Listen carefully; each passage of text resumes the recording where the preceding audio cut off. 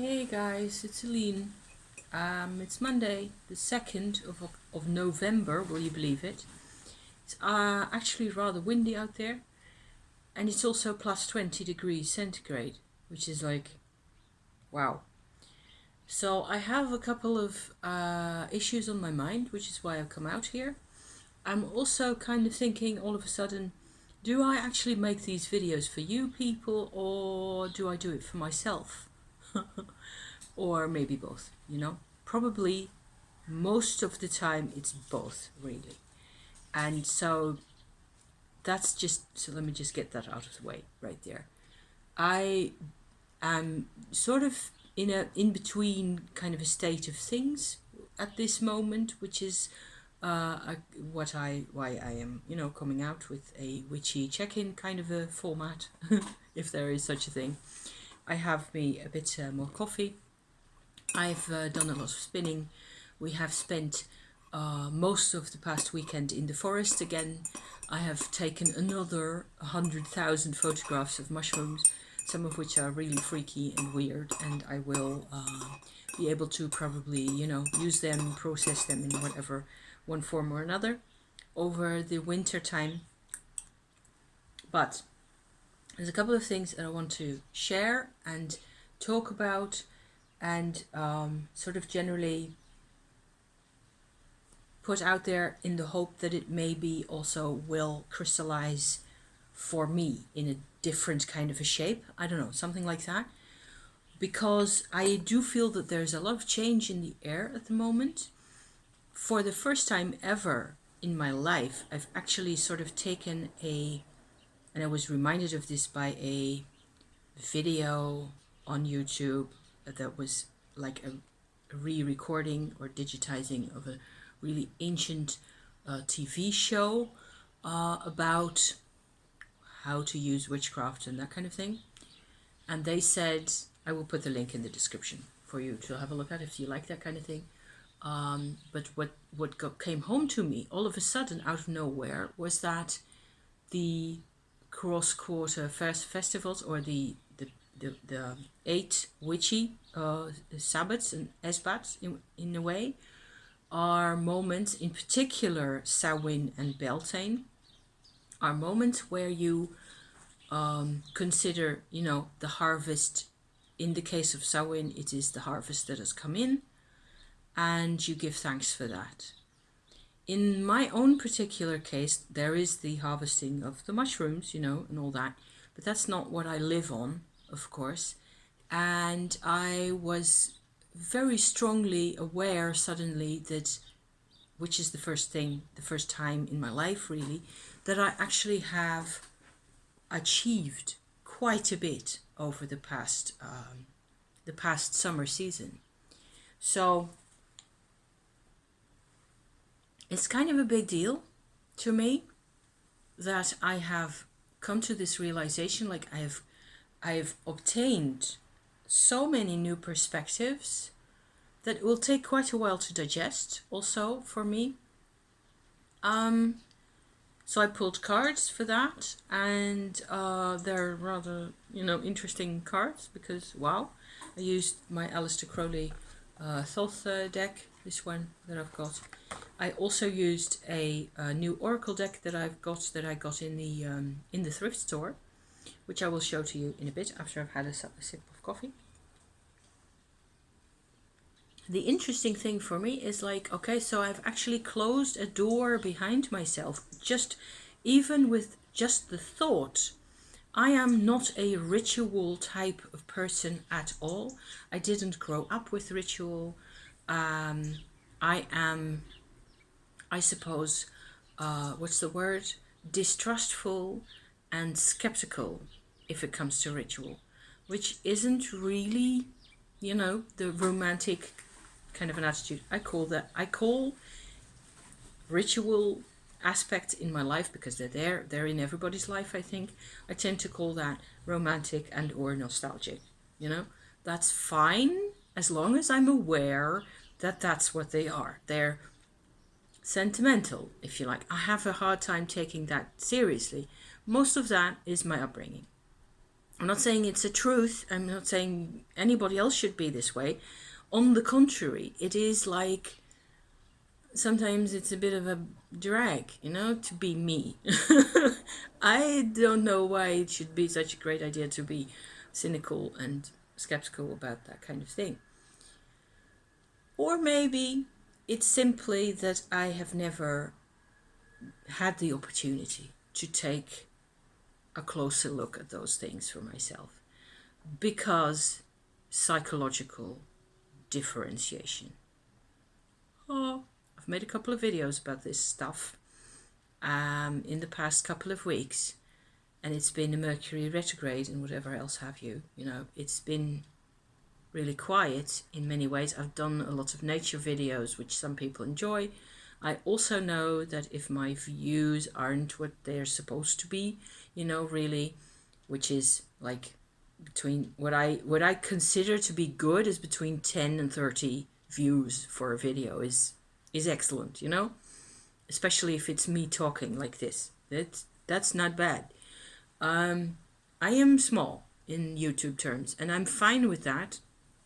It's that it's a bit there's been a couple of contrasts, and the massive contrast and the massive, you know, harvest thing really that's happened for me is this differentiation perspective that's come to me, where I still don't really know what to do with it, except that I'm discovering things pertaining to the two halves of my personality.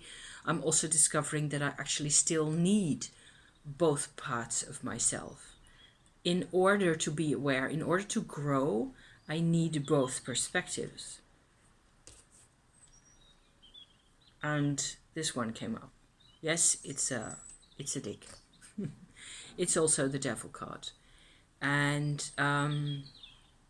so it makes sense to me that I should be, to me, this is the card of two parts being separated from each other. The devil card is forcible separation of elements in a life that should really interface, harmonize, you know, but they have to be separated from each other first before they can actually become their best aware versions of themselves. And then after that, the devil will step back and they will get back together again. That's how I look at the devil in this case, certainly. So there's other interpretations, but this is how it works out for me at this time.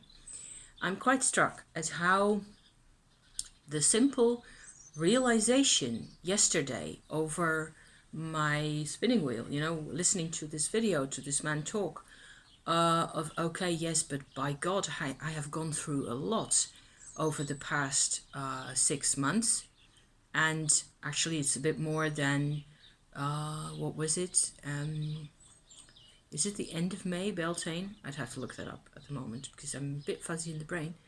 But it doesn't matter. It's been all winter really. It's been the whole of 2020, and even before that, it's like it's a massive cycle shifting over, and everything is changing at the moment, for me at least. And so it is just realizing that, and realizing also how much work I've put into it, how much effort I've poured every day into my own, you know, getting a handle on my life, getting my things sorted out, and following my gut wherever it led me, you know, that kind of thing. It has been quite a process. It has yielded very, striking results for me.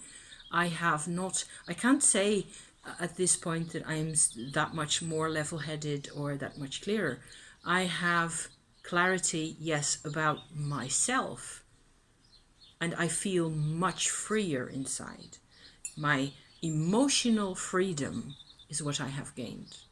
That's a big deal. I mean, to me, that is just like all over the place. And where beforehand things used to be images seen from afar or through a window of freedom, of emotions, of cards, everything, any card you care to think of. You know, I always had too much distance between the things and myself, and that's changing. It's also quite overwhelming at times, and occasionally painful. And a thing that was bothering me yesterday quite a bit is that I realized that there are parts inside me that collaborated with the oppressive forces to suppress my own other side. Which is like obvious if you just say it out loud like that. Of course, when I was 4 years old, I collaborated with my parents to be a good girl. Whatever else is, I mean, that's how that kind of thing goes. But you become aware of this double-edged sword inside, right? Where the one half wants to be free, wants to explore, wants to learn, wants to be alive, basically. So this is my big deal at the moment. It's just like a massive, huge big deal. And the more I talk about it, the more aware I become of how much of a big deal this is. And in the middle of all that, there is my Tummo practice, which has helped and supported me all the way. I think it has made most of this process possible, actually, by making this massive amount of energy available to my inner processes at levels wherever I needed it. And that's just, that's a massive shift. So I have had, I've done another Tummo meditation session this morning where I could actually, for the first time, really integrate or start on an integrating process of Tummo energy inside my skull. So in the hypothalamus, middle of part of your, underneath your brain, kind of an area, which was striking again because it was very similar to a lot of the Shakti energy work things that I've talked about before, where what you get is a sensation of a cold area compared to the Tummo energy that you're working with and immersed in yourself and sort of flowing with for half an hour, you know, periods of time like that. And then you come to an area where, wow, the wind's really picking up now, where you want to be, you know, working, where you want to be working on. In my case, it's in here, you know. I am super interested in finding out what the Tummo energy is going to do in my brain, in all areas of my brain, you know. I am super interested and kind of excited about uncovering hidden knowledge. That's my MO, you know. In my 8th chakra at the back of my head, like there, you know, the opposite of your third eye. In the hindbrain, there's so much stuff to unlock. I'm super psyched about that. So the first step in that process I have now taken. I've done a proper Tummo session for the middle part. I'm hesitating about the hypothalamus name. There's a couple of little brain organs that are all sitting there at the top of your, where your neck, spine, vertebrae meet your skull, as it were, right in the middle there. There's XYZ in the center, right there. There's a couple of rather crucial organs that are, I don't know, maybe comparable to chakras even.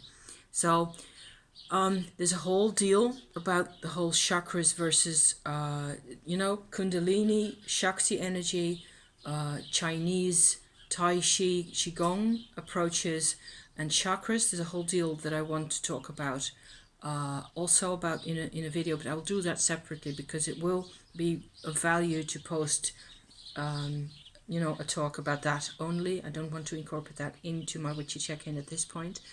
But just to, you know, hint at what I'm going to be talking about then, at that point, it will be that there are these 3 different systems, and that actually what you do in Tummo is you incorporate these three, you integrate them into one system, basically. And I want to talk about chakras more, how I feel now that we are, most of us in Western culture certainly, are kind of blindsided by all the pictures of the chakras, etc., as these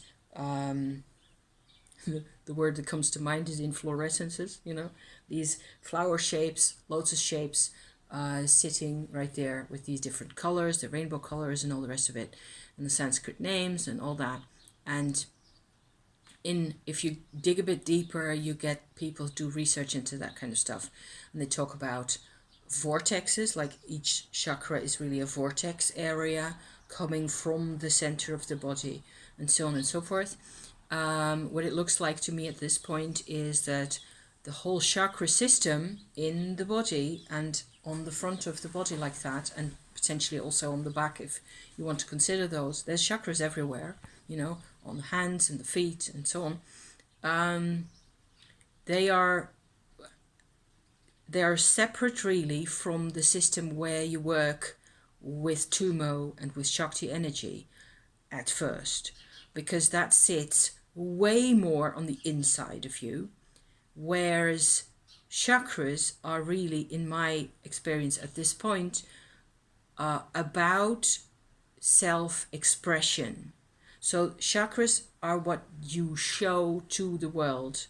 If you can see that kind of thing, if you can look at that, that's what you can see. So you can also see that people's energies in particular chakra areas are really low, for example, before all sorts of reasons.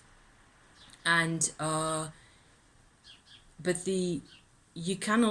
think that you cannot really put Shakti or Tummo energy into chakras like that. It has to be built up properly from the beginning, deep inside us. So I am actually rather pleased that I did start off my whole Shakti journey with a year-long run of Shakti energy work process meditations, which was basically handling Shakti, Kundalini energy, getting myself familiar with how that felt and so on in my body, along my spine, all the way up into here. But doing the same thing with Tummo is a completely different story. So more about that at a later time. At this point, I can still feel that there's a lot of heat in the middle of my skull, which is kind of funny. It's not unpleasant, and it's not in my face. It's not annoying or too much of anything necessarily, which is what I've often felt, is that it actually still takes, it's like it takes into consideration how much you can handle, really. So I think that it will take some adjusting to. Most of it is basically getting energy to areas that used to be cold, that used to feel, compared to what they can be, they were almost inactive or a lot less active than they were. So the whole mushroom energy kind of a vibration kind of a thing, which you have seen me talk about in the weekend, is, I suppose, a sort of an exploration using capacities or sensitivities that become more and more available to me as I do Tummo all the time. Okay, so that's why I go into that, because they're quite special, different energies, and the whole exploration between the three different kinds of amanitas that I've been working with is just completely interesting, and I found all three of those vibrations to be so positive and beautiful and supportive. It was incredible, really. So yeah. So in terms of cards, I've got, other than the Devil card, I've got the Lust card in the Aleister Crowley, which is strength-like in a way, and the Queen of Wands. So those are my three sort of cards for the coming couple of weeks. What I wanted to do was draw cards for after this Samhain experience, you know. So okay, so we've closed that door behind us, we're going into winter, and now what? So that kind of a deal. And I just wanted to have a couple of cards to represent, well, this is very Tummo. Both the strength and the lust idea, the devil idea, and the Queen of Wands are just as Tummo as you can get, I think, without going all wands and Ace of Wands. I suppose the Ace of Wands might have been in there as well. The other card I've got is this one, and this is actually rather cute. It's the Power of Flowers Oracle, and I am not going to do a separate review of this deck because I will just put it in the title to this video that it's in here, and a timestamp as to when and where and so on, 20 minutes. I got this in a box that looked like so on the outside. I've taken it apart mostly, with a book and a deck, and there's a little white book in there as well. And this I've just, you know, taken out the insides. I will stick this in my journal at some point or other. This is a really neat little set, actually, although I also feel that there might have been, it's 200 and a bit pages, 206 pages, lots of flower medicine. There might have been more cards. There's 33 or so, or 35 cards in here. I haven't checked. And here I can see how many there are. No, they're not. So they're not numbered. They have titles, like this alchemy card that I showed you just now.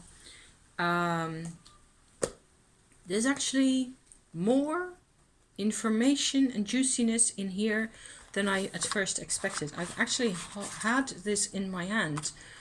This is the bag, the box right there. I've got a bag, yes, this one, a Peggy bag. It actually fits snugly the whole set of them. This is what they look like. I haven't done any trimming yet so far. The pomegranate has come out a couple of times.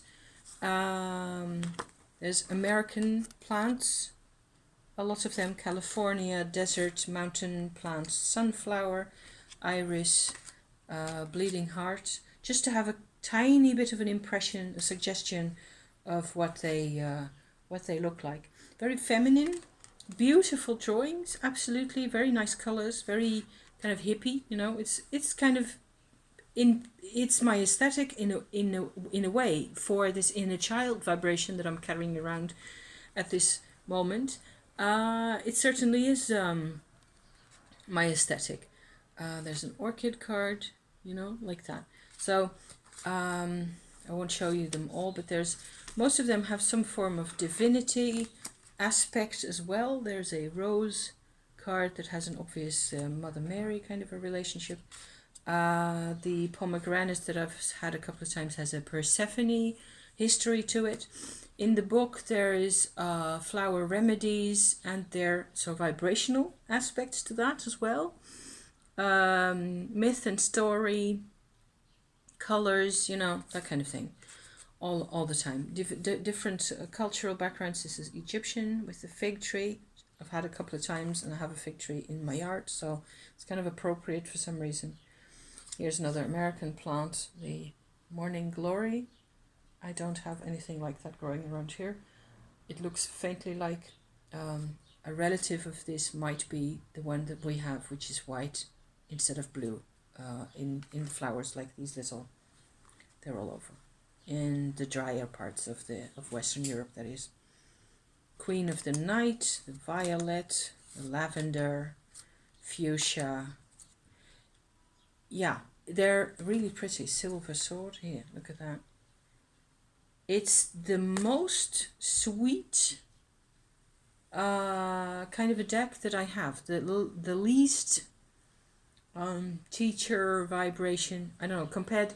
The only other thing that I have that's not very grown up and very demanding in a way to work with is the Halloween tarot. That's otherwise it has struck me that everything I own is you know, it's very demanding and very grown up and very let's see, sagebrush, another American Indian kind of a vibe. Everything I own is really very teacher-ish and academic and demanding, and you have to it's not about colors and relationships and vibrations. Look at that nice prehistoric goddess right there for the manzanita. I don't know what that is. So I've enjoyed working with this actually quite a bit. I've pulled one card of these. As I said, I would have liked to have more cards, to have I don't know, double the amount or something. Double the number of cards, if that had been possible.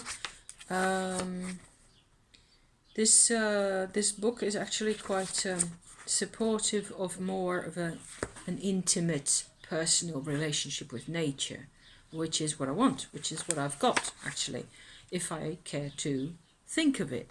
Which is, it's just like, what have I let myself believe all those years that I was having? Whereas a lot of my basic principles in my life was about making do with problems and trying to stay out of everybody's way, basically. So that meant, obeying a lot of their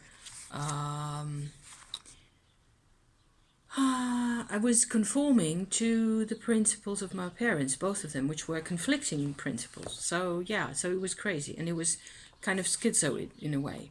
And I am still carrying a lot of that around with me. And I'm trying to get away from it all with my Tummo and my things. And it's actually working. By now, it's working rather well. I would never, it has a couple of spreads here. There's a chakra spread and how to use the cards and so on and so forth.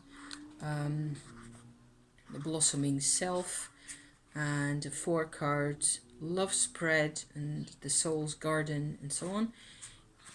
I would never use, so far, I would never use this deck more than 1 card at a time. I find it accompanies my tarot cards beautifully. It's nice, really nice, to have an oracle card or 2 to go with your tarot reading, obviously. I mean, lots of people do that, and it becomes, if I just have those 3 Thoth cards that I showed you just now, and just like that, it is another, demanding lesson for me to be, to be working with. Do I get this to go with that? It makes the whole set quite a bit more friendly, more accessible, less of a big deal also. It just makes it less of an academic endeavor, all of it. Coffee's cold now. That was the last of it. So I wanted to show you this to the extent that I actually have, It's there's quite a bit of intel in here. I found to my surprise that there are no Power of Flowers reviews or unboxings out there at all. It is still on sale on their own website, which has this name also. It is by US Games, printed. Nice cardstock, fairly thin, sturdy, quite nothing to complain about. It's on sale, I have seen on their own website, for $35 US. I paid €1 myself, so because I was in a thrift shop. So I've